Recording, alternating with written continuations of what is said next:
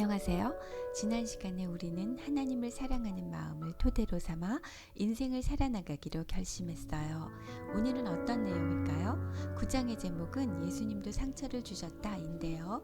예수님 하면 잃어버린 양을 찾아 어깨에 메고 양떼가 있는 곳으로 돌아오시는 분이거나 또는 팔 안에 어린이들을 감싸 안으시고 축복하시면서 너희를 사랑한다 라고 말씀하시고 모든 사람이 돌로 쳐 죽이려던 가련한 여인을 변호하시며 죄 없는 사람이 먼저 돌로 쳐라 라는 말씀으로 그녀를 살려주시던 모습만 읽고 들어왔던 우리로서는 예수님이 누구에게 상처를 주셨다는 것은 선뜻 받아들이기 어려운 사실이죠.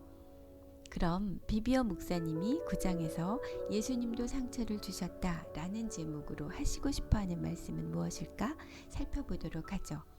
예수님은 요한계시록에서 마지막 때 많은 사람들이 그리스도인들을 미워하여 잡아서 죽게까지 할 것이라고 예언하고 계신데요.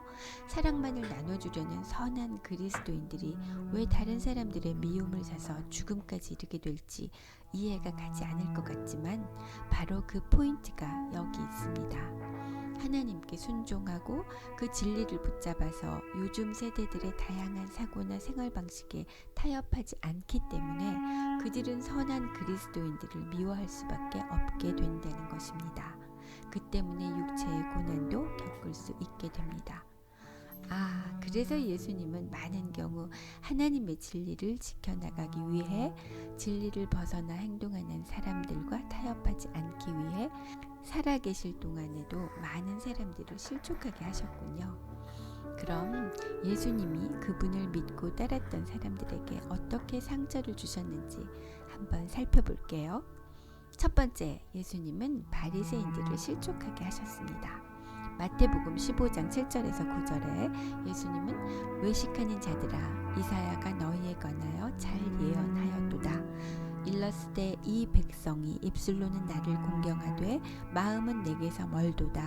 사람의 계명으로 교훈을 삼아 가르치니 나를 헛되이 경배하는도다 하였느니라고 하셨습니다. 그들이 이런 말을 듣고 실족하더라도 예수님은 그냥 놔두라고 하십니다. 예수께서 대답하여 이르시되 심은 것마다 내 하늘 아버지께서 심으시지 않은 것은 뽑힐 것이니 그냥 두라.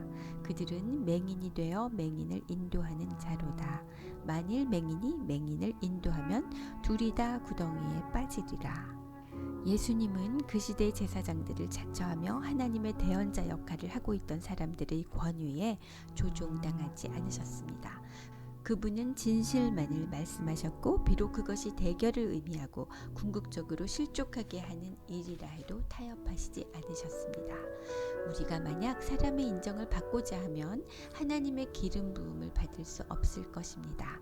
그래서 우리는 오직 하나님의 말씀만 전하리라고 결심해야 하며 다른 사람들을 실족하게 할 수 있는 위험이 있을지라도 그분의 뜻에 순종해야 합니다.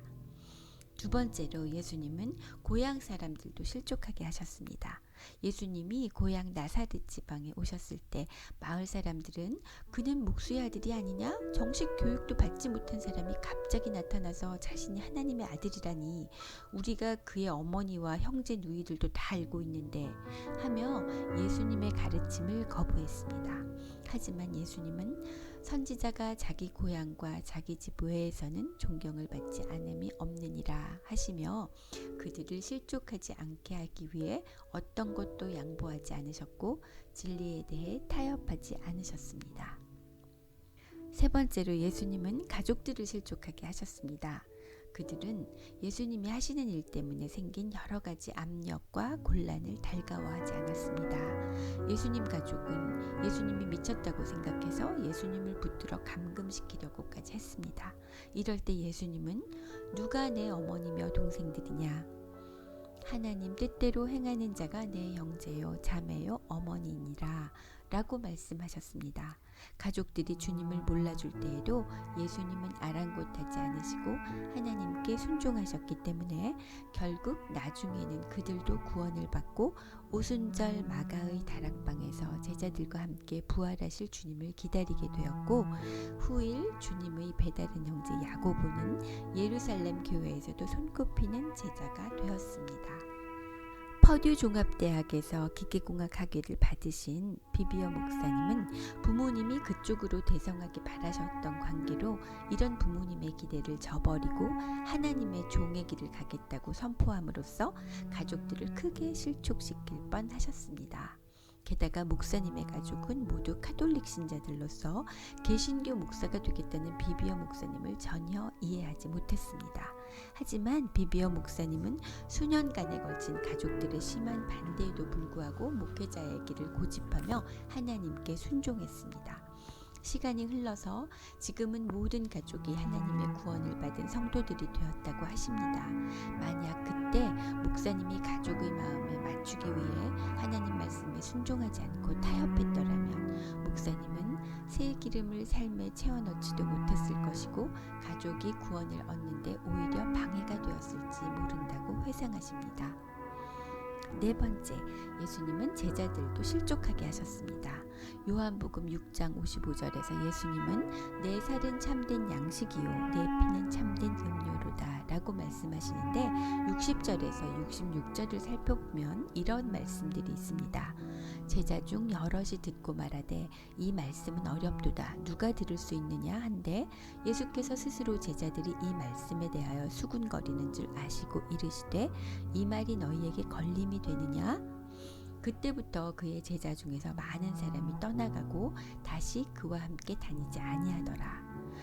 주님을 따르던 많은 사람들이 이렇게 실족하여 떠나갔지만 주님은 여전히 타협하지 않으시고 오히려 남은 사람들에게도 원한다면 떠나도 된다고 말씀하십니다. 예수님에게 중요했던 것은 오직 하나님 아버지의 계획을 완성하는 것이었습니다. 다섯 번째, 예수님은 친한 친구들도 실족하게 하셨습니다. 예수님은 나사로의 병이 결국 죽음에 이르리라는 것을 예감하고 있었습니다. 하지만 예수께서는 계시던 곳에서 이틀을 더 유하시며 시간을 지체하십니다. 나사로가 죽어버리자 나사로의 누이들이었던 마르다와 마리아는 예수님을 원망하게 됩니다. 인간적으로 생각할 때는 그렇게 친하던 나사로가 아프다는 연락을 받자마자 예수님은 모든 것을 제쳐두고 달려오셔서 나사로의 병을 낫게 해주셨어야 합니다. 그런데 성령의 인도하심에 따르심으로 나사로가 죽은 지 나흘이 지난 후에 나타나셔서 죽은 자를 살리시는 기적을 행하신 것입니다. 예수님은 아끼는 친구들을 실족시킬까봐 두려워하는 덫에 걸려들지 않으시고 의연하게 하나님의 계획을 실천하셨네요. 친한 친구들의 마음을 먼저 헤아림으로써 하나님의 계획을 망칠 뻔한 아찔한 순간입니다. 역시 어떤 상황에도 타협하지 않으신 예수님이십니다. 여섯 번째, 예수님은 세례 요한도 실족하게 하셨습니다. 요한은 자신으로부터 물세례를 받으신 예수님이 자신이 감옥에서 고생한다는 소식을 듣고 얼른 달려오셔서 힘이 되어 주시기를 원했습니다. 그러나 아무 연락이 없자 제자 몇 명을 불러서 예수님께 질문하러 보냅니다. 오실 그이가 당신입니까? 아니면 우리가 다른 분을 기다려야 합니까? 당신이 메시아가 맞다면 억울하게 옥살이를 하고 있는 나를 어떻게 외면하시느냐는 답답한 심정을 토로하고 있습니다. 요한은 온 생애를 바쳐서 예수님을 위해 길을 예비했는데 면회 한 번을 오시지 않으시니 메시아라면 이렇게 할 수 있을까? 이런 식으로 요한이 실족할 뻔한 상황이 너무나 생생하게 느껴지시죠? 이때 예수님은 이렇게 대답하십니다. 너희가 가서 보고 들은 것을 요한에게 알리되 맹인이 보며 못 걷는 사람이 걸으며 나병 환자가 깨끗함을 받으며 귀먹은 사람이 들으며 죽은 자가 살아나며 가난한 자에게 복음이 전파된다 하라. 누구든지 나로 말미암아 실족하지 아니하는 자는 복이 있도다 하시니라. 예수님은 이렇게 요한의 제자들에게 답변을 보내시며 실제로는 이렇게 말씀하고 계셨던 것입니다. 요한, 너는 너에게 일어나고 있는 일들을 다 이해하지 못할 것이다. 내가 일하는 방식에 대해서도 마찬가지겠지. 하지만 네가 기대했던 방식으로 내가 일하지 않는다고 해서 나로 인하여 실족하지는 말아라. 오늘날 우리가 하나님의 전체적인 계획에 대해 잘 모르는 것처럼 요한도 하나님의 전체적인 그림, 하나님의 전체적인 계획에 대해서 잘 알지 못했습니다. 예수님은 그를 격려하시며 너는 네가 명령받은 대로 네 일을 다 마쳤다.